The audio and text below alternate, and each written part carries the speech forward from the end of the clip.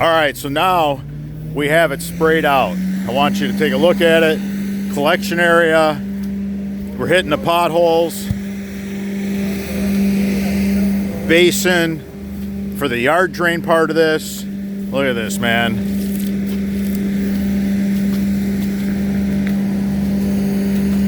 Stay in your collection areas.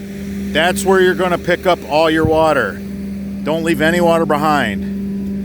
You can see, look at this. So for this yard, this is a defined collection area. We're going to do a yard drain with inlet basins and a French drain. We're separating the pipes so we don't contaminate our French drain system.